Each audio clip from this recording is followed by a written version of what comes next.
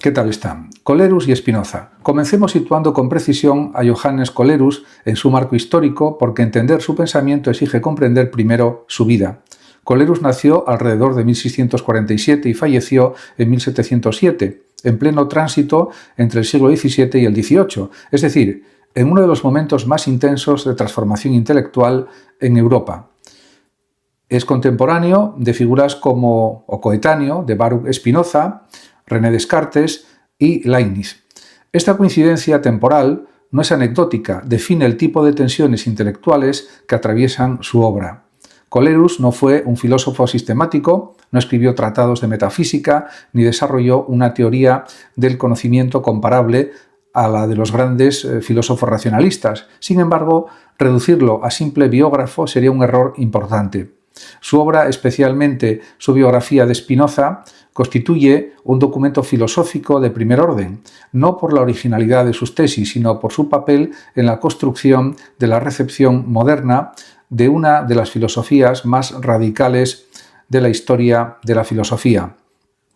En este sentido, para comprender su pensamiento hay que partir de su condición de pastor luterano.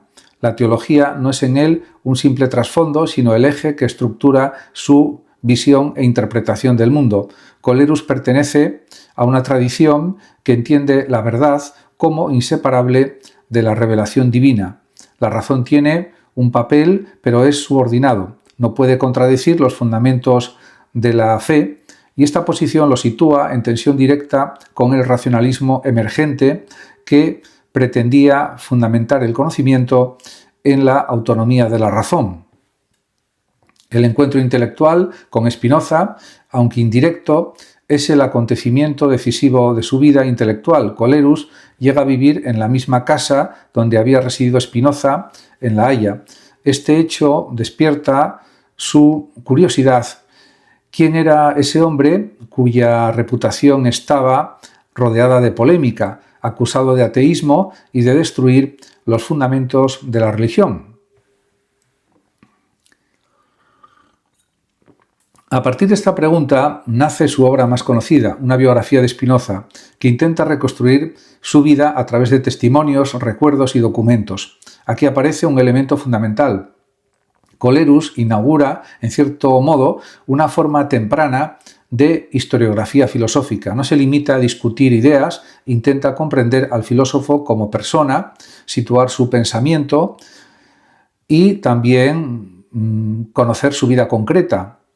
Este gesto tiene una enorme importancia. En la tradición filosófica anterior, la vida del autor solía considerarse secundaria respecto a su obra. Colerus, en cambio, introduce la idea de que la biografía puede ser clave para interpretar la filosofía.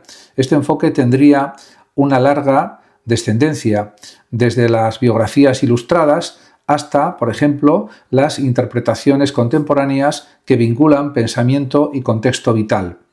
Sin embargo, este método no es neutral. Colerus escribe desde una posición ideológica definida y eso se refleja en su retrato de Spinoza. Su actitud es ambivalente y profundamente interesante desde el punto de vista filosófico. También hay que decir que, por un lado, Colerus expresa una admiración sincera por la vida de Spinoza, lo describe como un hombre austero, disciplinado, ajeno al lujo y al poder, subraya también su independencia, su rechazo de las ambiciones mundanas y también su coherencia ética. Este retrato contrasta con la imagen demonizada que muchos contemporáneos o coetáneos difundían. En este sentido, Colerus contribuye a humanizar a Spinoza. Pero, por otro lado, rechaza radicalmente su filosofía. Considera que el sistema spinocista, basado en la identificación de Dios con la naturaleza, es incompatible con el cristianismo. Para Colerus, esta doctrina elimina, sin duda, la trascendencia divina, niega la providencia y disuelve la moral en un determinismo naturalista. Aquí se encuentra, sin duda, uno de los núcleos filosóficos más interesantes de su obra, la tensión entre ética vivida y verdad doctrinal. Colerus se enfrenta a una paradoja. ¿Cómo puede alguien cuya vida parece moralmente ejemplar sostener una doctrina que él considera profundamente errónea? Esta es una gran pregunta. La respuesta implícita de Colerus es que la verdad no se mide únicamente por la conducta. Una vida virtuosa no garantiza una doctrina correcta, considera. Esta distinción introduce una separación entre ética y metafísica que paradójicamente acerca a Colerus a ciertos planteamientos modernos, aunque su intención sea defender la ortodoxia religiosa de su tiempo, que él también representaba. Al mismo tiempo, su crítica a Spinoza revela una preocupación más amplia, el impacto social de las ideas filosóficas. Colerus no teme únicamente que la filosofía spinozista sea falsa, teme que sea peligrosa. Si Dios se identifica con la naturaleza, si desaparece la providencia, ¿qué ocurre con la moral? ¿Qué fundamento queda para las normas sociales? Este es un problema crucial para él. Esta preocupación lo sitúa en una línea de pensamiento que considera la filosofía no como un ejercicio simplemente abstracto, sino como una fuerza con consecuencias prácticas. En esto anticipa debates que serán centrales en la Ilustración y más allá, la relación entre filosofía, religión y orden social. Comparado con René Descartes, Colerus representa una posición más conservadora. Descartes intenta conciliar razón y fe, pero otorga a la razón un papel fundacional. En cambio, Colerus insiste en que la razón debe permanecer dentro de los límites de la teología. No rechaza la racionalidad, pero desconfía de su autonomía. Considera que la razón puede llegar a ser peligrosa. En relación con Baruch Spinoza, la oposición es más radical. Spinoza propone un sistema en el que todo se explica a partir de una única sustancia infinita, identificada con Dios o la naturaleza. Este monismo elimina la separación entre creador y creación. Para Colerus, esto equivale a una forma de ateísmo, aunque Spinoza se presente como profundamente religioso en su propio marco conceptual. Y también, por su parte, Leibniz ofrece un contraste interesado. Leibniz también critica a Spinoza, pero desde dentro de la filosofía racionalista. Intenta preservar la libertad, la pluralidad de sustancias y la armonía divina sin renunciar a la razón.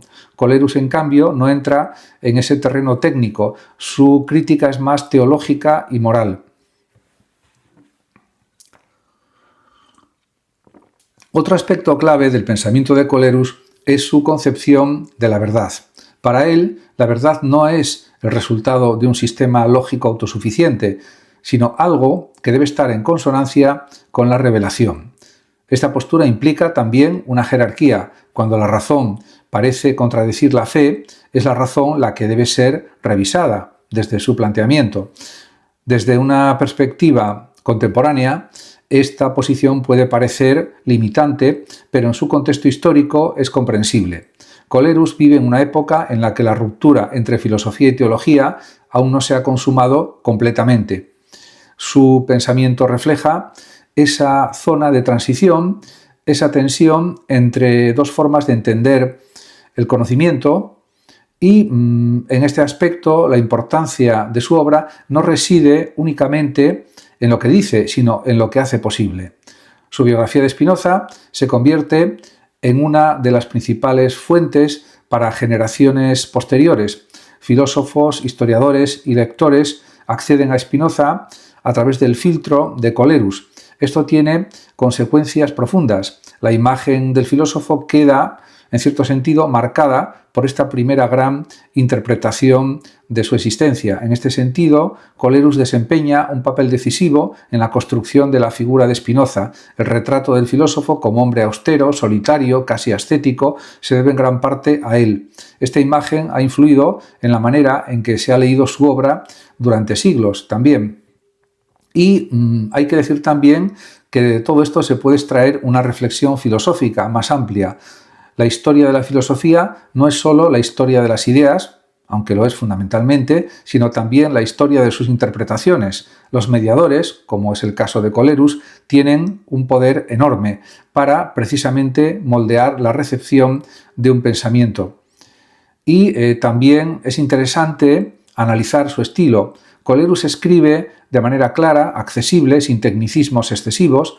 No pretende impresionar con complejidad conceptual, sino convencer a través de la narración y la argumentación moral.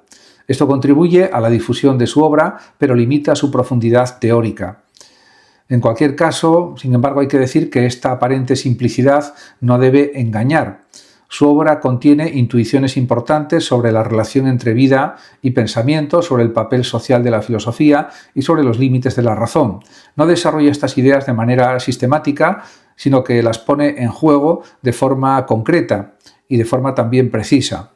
Otro elemento relevante es su actitud frente al otro. Aunque critica duramente a Spinoza, no lo reduce a un enemigo. Intenta comprenderlo, describirlo, situarlo. Este esfuerzo de comprensión, aunque imperfecto, es significativo, ya que implica reconocer que incluso las ideas más controvertidas merecen ser examinadas. Y este es un punto también importante. En este aspecto, Colerus diríamos que participa de manera indirecta en el desarrollo de una cultura del debate intelectual. No se limita a condenar, argumenta, describe, analiza. Esto lo diferencia de posturas puramente dogmáticas. Si intentamos sintetizar su filosofía, podríamos decir que se articula en torno a tres ejes: la defensa de la trascendencia divina, la crítica del racionalismo autónomo y la preocupación por las consecuencias morales de las ideas. Estos elementos no forman un sistema cerrado, pero sí una orientación intelectual coherente. Su lugar en la historia de la filosofía es, por tanto, peculiar. No es un autor canónico en el sentido clásico, pero su influencia es real. Es una figura de mediación, un testigo privilegiado de un momento de transición en la historia de la filosofía. Estudiar a Colerus permite entender mejor no solo a Spinoza, sino también el contexto en el que surge la filosofía moderna. Permite ver también cómo las ideas radicales son recibidas, interpretadas y en parte transformadas por sus primeros lectores. Y todo esto es algo muy relevante. En última instancia, su obra plantea también preguntas que siguen siendo actuales. ¿Puede la razón fundamentar por sí sola la verdad? ¿Qué relación debe haber entre filosofía y religión? ¿Hasta qué punto las ideas filosóficas tienen responsabilidad social? ¿Es posible separar la vida del pensamiento? Son grandes preguntas. Responder a estas cuestiones implica ir más allá de Colerus, pero también reconocer su papel en haberlas planteado, aunque sea de manera indirecta. Su figura nos recuerda que la filosofía no se construye solo a través de grandes sistemas, sino también a través de interpretaciones, debates y mediaciones. Y en este sentido, hay que decir también que Johannes Colerus pues, ocupa un lugar discreto pero esencial en la historia intelectual de Europa, el de quien, sin ser un gran arquitecto de conceptos, contribuyó decisivamente a que uno de los sistemas filosóficos más influyentes de la modernidad pudiera ser conocido, discutido y finalmente integrado en el patrimonio filosófico universal. No hay evidencia sólida de que Johannes Colerus mantuviera contacto personal directo con grandes humanistas del siglo XVII en el sentido de correspondencia o colaboración filosófica activa. Su figura es más bien la de un pastor luterano e investigador biográfico que trabaja dentro del ambiente intelectual de Holanda, neerlandés, pero sin pertenecer a los grandes círculos filosóficos sistemáticos de su época. En cualquier caso, hay que decir también que sí podemos identificar influencias indirectas y un contexto intelectual muy claro en el que se mueve. En primer lugar, una influencia de fondo importante es la tradición del humanismo europeo, heredado de Erasmo. Aunque Erasmo es del siglo XVI, su legado sigue siendo muy fuerte en los Países Bajos del siglo XVII. El énfasis en la filología, la moral cristiana moderada y la educación basada en textos clásicos del latín y del griego forma parte del ambiente cultural en el que Colerus se forma como educador y clérigo. Y, en segundo lugar, dentro del siglo XVII neerlandés, un autor relevante en su contexto intelectual es Lambert van Veldhuizen. Aunque no hay prueba de contacto directo con Colerus, van Veldhuizen formaba parte del debate filosófico teológico sobre Spinoza y el cartesianismo, defendiendo posiciones moderadas dentro del protestantismo racionalista. Este tipo de discusiones formaba el trasfondo de las polémicas en las que Colerus participa indirectamente. Otro nombre clave del entorno intelectual de Colerus es Baltasar Becker, famoso por su crítica a la superstición y a la creencia en la brujería. Becker representa una línea de racionalización del pensamiento religioso que también forma parte del clima intelectual que Colerus conoce, aunque Colerus en este caso es más conservador. También es importante el contexto generado por el cartesianismo en los Países Bajos, que influye tanto en los defensores como en los críticos de Descartes. Este ambiente intelectual de discusión entre razón, teología y ciencia es el marco en el que Colerus escribe su biografía de Baruch Spinoza. Y hay que decir también, por último, que aunque no hay contacto directo, es fundamental mencionar a Pierre Bayle. Bayle, contemporáneo de Colerus, también escribe sobre Spinoza y contribuye a difundir su pensamiento en Europa. Ambos forman parte de la primera generación de intérpretes del espinocismo, aunque desde perspectivas muy distintas. En conclusión, Colerus no pertenece a un círculo humanista concreto ni dialoga directamente con grandes filósofos sistemáticos, pero está inmerso en una red intelectual europea donde convergen el humanismo tardío, el cartesianismo, el protestantismo crítico y las primeras recepciones del pensamiento de Spinoza. Muchas gracias a todos por su atención y hasta mi próximo vídeo.